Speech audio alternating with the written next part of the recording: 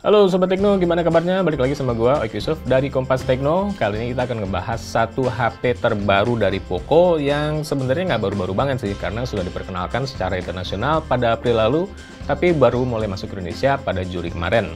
Nah, nggak lain dan nggak bukan, HP-nya adalah Poco F4 GT.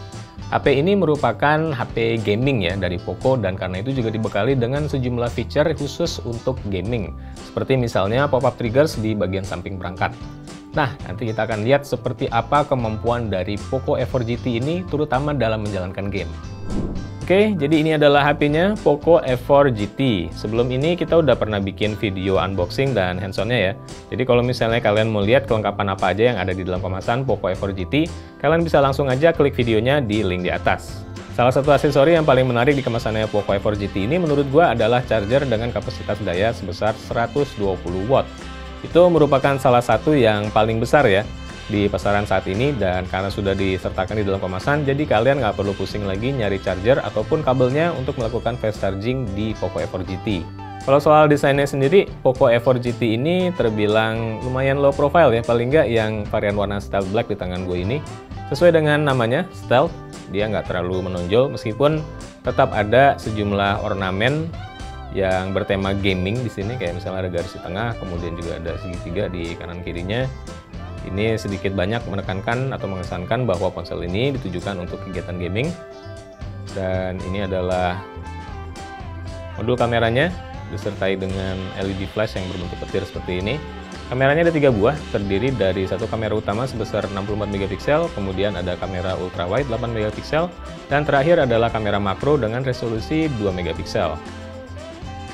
Ini karena bagian belakangnya matte atau kesat seperti ini, nggak mengkilap.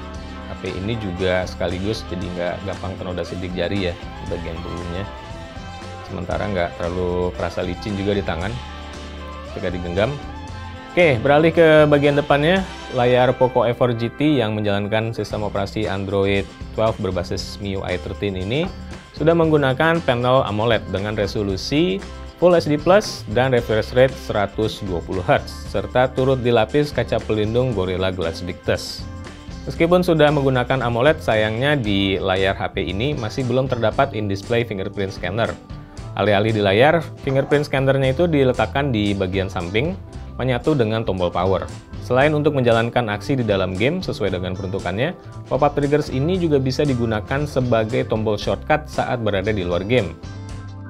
Nah, satu lagi fitur gaming yang menurut gua nggak kalah penting adalah sistem speaker stereo dengan grill yang ditempatkan di bagian atas dan bawah perangkat. Sehingga kalau misalnya kita orientasi landscape kayak gini ya, dia akan mengeluarkan suara dari sisi kiri dan kanan. Dan karena peletakannya itu ada di sisi atas, jadi dia nggak akan terhalang oleh jari kalian ketika kalian bermain game. Keluaran suaranya pun akan tetap terdengar jelas karena nggak terhalang oleh tangan. Oh ya, satu lagi soal layarnya, bentuknya ini dia flat ya, alias rata gitu, nggak curve atau melengkung di sisi samping kanan dan kirinya gitu. Sehingga kalau misalnya kalian biasa pakai HP yang layarnya curve, ketika swiping kanan kiri termasuk dalam game, mungkin kerasa agak beda aja sih. Ya, tetap berfungsi dengan normal, cuma kerasa agak beda aja sih kalau misalnya kalian biasa pakai yang layar curve gitu ya, karena dia ini bentuknya flat aja gitu, layar AMOLED-nya Poco F4 GT. Kemudian kalau soal spesifikasi hardware sih udah nggak perlu diragukan lagi ya. Poco F4 ini dia ditenagai chipset Snapdragon 8 Gen 1 dengan RAM 12 GB masih ditambah virtual RAM, kemudian storage-nya 256 GB, sehingga bisa dibilang secara spesifikasi hardware Poco F4 GT ini bisa bersaing dengan HP-HP lain dari kelas flagship. Kapasitas baterainya adalah 4700 mAh dan mendukung fast charging hingga 120 watt. Karena spesifikasinya termasuk high-end, maka kinerja HP ini pun termasuk kelas flagship juga. Kayak kita bisa lihat di rangkaian benchmarknya. Jadi ini gua tes tanpa feature boosting kinerja ya, dari keadaan standar. Itu pun skor benchmarknya termasuk yang paling tinggi kalau untuk ukuran HP saat ini. Kemudian ini adalah untuk Geekbench versi 5. Kalau untuk game, Poco F4 GT ini menyediakan satu aplikasi yang mengumpulkan semua game di HP di satu tempat, termasuk juga fitur-fitur khusus game sehingga bisa dengan gampang kalian akses, termasuk fitur untuk meningkatkan kinerja. Ini aplikasinya. Nah, dan di sini ada daftar semua game atau aplikasi yang terinstall di ponsel. kalian bisa langsung launch dari sini. Saat kita udah berada di dalam game, aplikasi Game Turbo bisa dipanggil dengan melakukan swiping dari kiri ke arah tengah layar, kayak gini. Dan di sini ada berbagai macam opsi untuk menunjang kegiatan bermain. Yang paling penting di sini mungkin adalah opsi untuk meningkatkan kinerja HP ketika bermain ya. Kita bisa langsung tekan tombol boost di sini, dan ketika kita boost, maka memorinya akan otomatis di-clear, serta aplikasi-aplikasi yang berjalan di background akan dimatikan sehingga tidak memakan resource. Kalau kita boost seperti ini, kita juga bisa memantau performance-nya. Di sini ada grafis, jadi kita bisa memantau performance game yang sedang berjalan. Kemudian di bawah sini juga ada serangkaian tool yang bisa diaktifkan untuk menunjang kegiatan kita. Kayak misalnya ini DND atau Do Not Disturb untuk mematikan notifikasi sehingga nggak mengganggu kita ketika bermain game. Terus ada juga screenshot, dan ini untuk melakukan record screen atau screen record merekam video tampilan layar. Dan ada beberapa yang lain juga, termasuk juga pengaturan brightness. Jadi kita bisa langsung mengatur brightness dari situ, nggak perlu memanggil quick settings. Selain itu juga ada setting yang bisa diatur khusus untuk per judul game. Kayak misalnya di sini Apex Legends, kita bisa ngatur setting-settingnya. Nah, ini bagian untuk pengatur input sensitivitasnya. Kalau defaultnya sih dia classic mode ya, kita bisa milih di pro mode yang lebih sensitif, atau kita bisa juga customize sendiri, mulai dari swipe response, aiming accuracy, sampai tap stability. Dan yang ini touch resistant area adalah pengaturan area di layar bagian bawah pojok kanan dan pojok kiri seberapa besar yang nggak menerima input touch screen. Jadi kita bisa ngatur seberapa besar yang tidak menerima input touch. Gunanya adalah untuk mencegah input yang dilakukan secara nggak sengaja. Jadi kita bisa ngatur apakah nggak ada sama sekali, ataukah kecil, medium, atau large. Semakin besar, maka akan semakin besar juga area di bagian kiri dan bawah ini yang nggak sensitif terhadap input sentuhan. Nah, dan di bawah sini adalah opsi untuk mengatur tampilan gambar. Jadi yang dinaikkan itu sebenarnya adalah kontras, saturasi, dan ada juga setting yang menaikkan shadow ya. Jadi bagian bayangannya itu atau bagian area gelap di frame itu diterangkan sehingga bisa lebih mudah kelihatan. Kita bisa ngatur mana yang kita mau dan hasilnya nanti akan langsung kelihatan di tampilan layar. Yang lucu juga menurut gue adalah fitur voice changer. Jadi di sini kita bisa mengubah suara kita ya. Ada beberapa pilihan di sini tergantung mana yang kita pilih. Kalau misalnya original itu berarti nggak diubah. Jadi di sini kita bisa mengubah suara kita jadi seolah-olah seperti robot gitu atau seperti anak kecil. Dan yang ini opsi kartun, yang ini sih dia suaranya tinggi gitu ya. Mungkin ini bisa berguna buat kalian yang pengen lucu-lucuan di dalam game ya, atau yang beneran pengen nggak dikenalin gitu suaranya oleh karena satu alasan.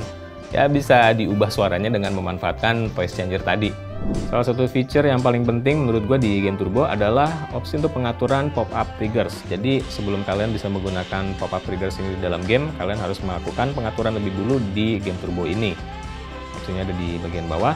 Oke, mari kita langsung ke bagian settings gamenya untuk melakukan pengaturan. Nah, jadi pop-up triggers ini akan memilih satu area tertentu di layar yang akan menerima touch input ketika pop-up triggers ditekan. Jadi dengan demikian kalian bisa melakukan input tanpa harus benar-benar menyentuh layar, melainkan cukup dengan menekan pop-up triggers ini aja. Cara mengaturnya sendiri adalah seperti ini. Nah, ini untuk bagian kiri dan bagian kanan. Kita coba yang bagian kiri dulu. Nah, kita bisa pindah-pindahin di area mana yang kita mau kasih input dengan pop-up triggers ini. Nah, karena gue mau pop-up triggers yang sebelah kiri ini untuk melakukan aksi menembak di game Apex Legends, maka gue akan menggerakkan pop-up triggers ini ke icon untuk nembak. Nah, letaknya di bagian bawah, sengaja gue pilih di situ biar memperkecil kemungkinan nggak sengaja kepencet. Oke. Itu juga bisa milih ini ya, antara action atau sequence gitu. Kalau misalnya sequence, itu dia bisa dua aksi. Aksi pertama diaktifkan ketika ditekan tombolnya, kemudian aksi kedua aktif ketika kita melepas tombolnya. Jadi karena ini gue mau buat satu aksi aja, maka cukup dengan action. Dan ke bagian bawah ke situ. Kemudian untuk bagian R-nya, ini untuk yang sebelah kanan, karena gue mau ini untuk membidik senjata alias ADS, aim down sight, maka gue akan pilih ke bagian membidik senjata di sini. Oke, selanjutnya tinggal klik save. Maka pop-up triggers pun sudah diatur supaya melakukan aksi menembak dan membidik. Oke, sekarang kita coba untuk kinerja gamenya. Yang pertama gue pakai Apex Legends dan setting grafisnya adalah sebagai berikut. Kita pakai Extreme HD dan frame rate-nya Ultra. Ini hampir yang paling tinggi ya, tinggal original aja yang paling tinggi. Cuma kalau original itu frame rate-nya nggak bisa tinggi banget. Dan bisa sudah jalan, kita akan langsung main Battle Royale.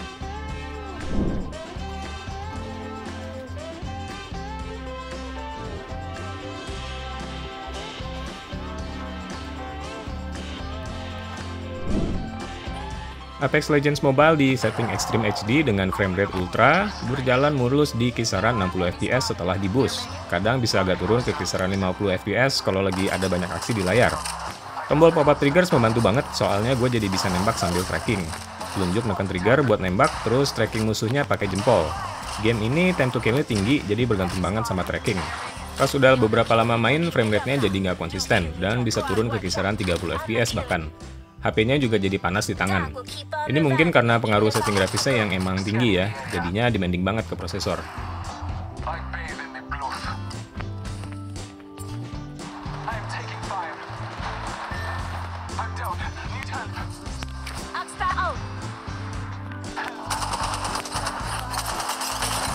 Oke, sekarang kita coba game PUBG dengan setting sebagai berikut. Ini yang paling tinggi, Ultra HD untuk grafisnya dan frame rate Ultra.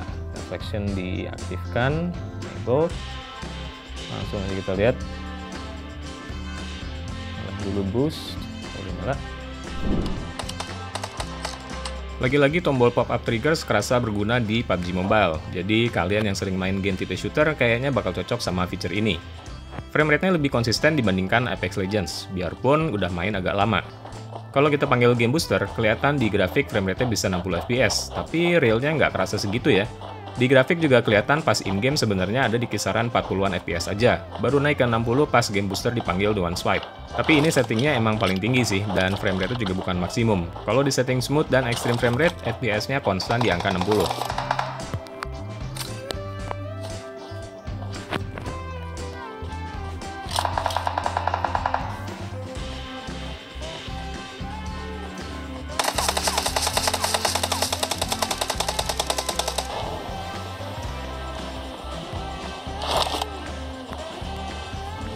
Ini game Genshin Impact dengan setting paling tinggi, highest frame rate-nya 60 fps.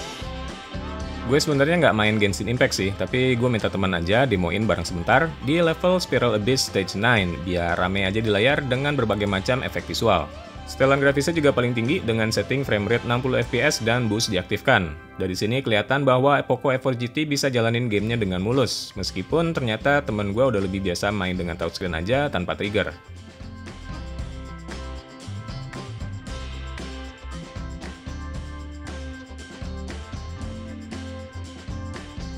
Oke, sekarang kita coba game mobile lainnya yaitu Pokemon Unite.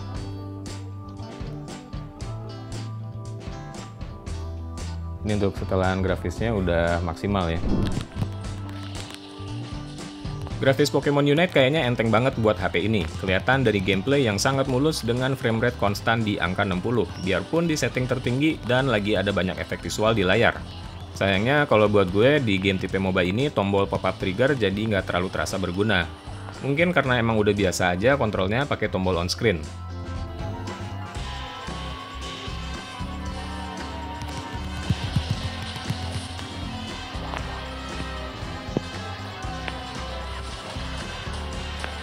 Sekarang kita coba untuk game Mobile Legends, setting grafisnya yang paling tinggi aja, refresh rate ultra, graphics ultra, dan semua efek dinyalain.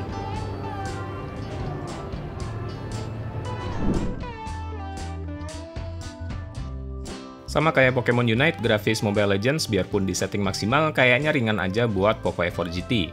Sama sekali nggak ada penurunan frame rate, HP-nya juga nggak kerasa panas ataupun mengalami penurunan kinerja setelah main beberapa lama. Sama kayak Pokemon Unite, gue juga nggak pakai triggernya pas main Mobile Legends, karena udah kadung biasa pakai touchscreen aja. Tapi ya mungkin pengalaman kalian masing-masing bisa beda ya.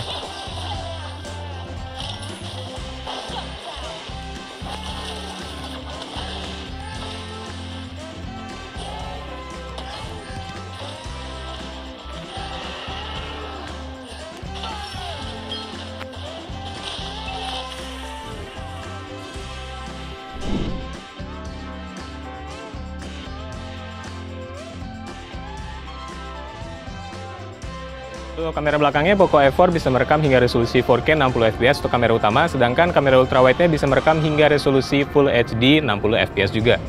Sementara itu, kamera depannya bisa merekam dengan resolusi Full HD dengan frame rate 60 fps.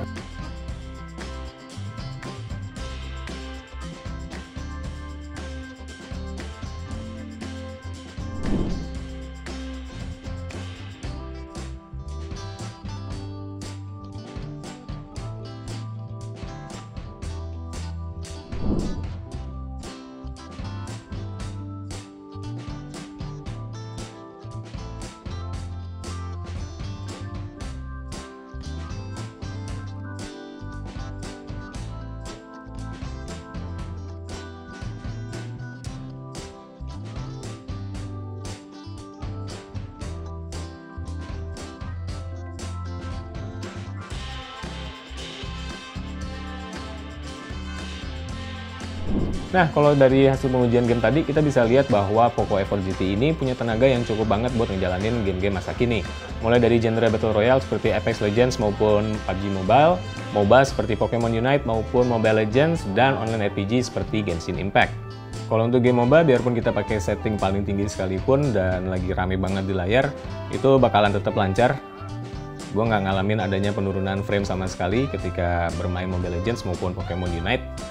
Nah, tapi sedikit beda dengan Apex Legends dan PUBG Mobile ya. Di Apex Legends, kalau misalnya kita setting paling tinggi, itu lumayan kerasa panas HP-nya sih. Dan ketika gue udah main lebih dari 1 jam gitu, udah lumayan lama, kinerjanya kerasa agak menurun juga sih. Mungkin karena efek dari throttling ya. Kalau untuk PUBG Mobile, pengalamannya agak beda, biarpun gue udah main lumayan lama, sekitar 2-3 jam, tapi kinerjanya masih kerasa konsisten. Itu berlaku untuk setting grafis paling tinggi maupun setting grafis rendah dengan frame rate yang ekstrim. Kalau masalah throttling sendiri merupakan salah satu momok di HP ini ya. Dan itu juga yang gue lihat ketika gue menjalankan uji CPU throttling lewat aplikasi. Setelah beberapa menit aja menjalankan, ya sekitar 3 menitan kinerja CPU-nya itu mulai turun dari angka 100% ke kisaran 60%. Dan itu berlangsung terus-menerus seterusnya. Jadi setelah sekitar menit ketiga dan seterusnya itu kinerja CPU hanya berkisar di angka 60-an%. Nah, jadi di sini mungkin kita perlu agak sedikit kompromi ya. Mungkin kalau misalnya kita ngalamin throttling, kita harus ngurangin setting grafisnya atau ngurangin frame rate-nya supaya HP-nya nggak kepanasan. Beban grafis itu juga berpengaruh pada kinerja baterai. Kayak misalnya waktu gua main game MOBA, Mobile Legends, Pokemon Unite, itu baterainya hanya berkurang sekitar 10% dalam waktu permainan 1 jam. Sementara untuk game PUBG Mobile, ketika gue coba mainin, dalam waktu yang sama 1 jam baterainya bisa berkurang lebih dari 20%. Itu untuk setting grafis maksimal maupun smooth dengan frame rate ekstrim. Ya, jadi kita mungkin perlu sedikit kompromi lah. Kita mau permainan yang mulus atau kinerja baterai yang bisa lebih bertahan lebih lama dan lebih stabil kinerjanya. Baterai di HP ini nggak gede-gede banget sih, yaitu sekitar 4700 mAh ya, nggak sampai 5000 atau bahkan 6000 seperti beberapa HP lain gitu. Dan daya tahannya pun bisa jadi concern juga kalau misalnya kita main game dalam waktu lama dengan setting yang tinggi gitu. Nah, untungnya Poco menyertakan charger berkapasitas 120 watt di kemasan penjualannya HP ini. Dan waktu gue coba, emang daya pengisiannya itu kencang banget. Dari keadaan 0 baterainya kosong sama sekali, sampai 100% terisi penuh, itu makan waktu nggak sampai 30 menit, kurang dari setengah jam. Jadi ya itu bisa ngebantu kita banget kalau misalnya kita lagi bermain kemudian baterainya mulai habis, ya kita bisa berhenti sebentar gitu untuk makan atau ngopi atau melakukan hal lain. Kita berhenti sejenak dan begitu balik lagi, nggak setengah jam, baterainya udah penuh lagi. Nah, itu kayak semacam ya sedikit mengkompensasi lah untuk daya tahan baterainya Poco F4 GT ini.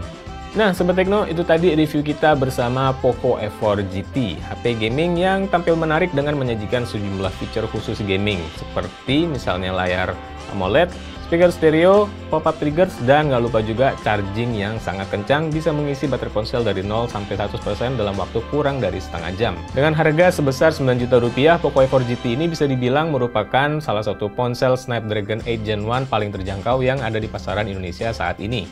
Emang sih ada yang lebih murah, cuma kalau menurut gua Poco E4 GT ini tetap stand out dengan fitur-fitur gaming yang ditawarkan.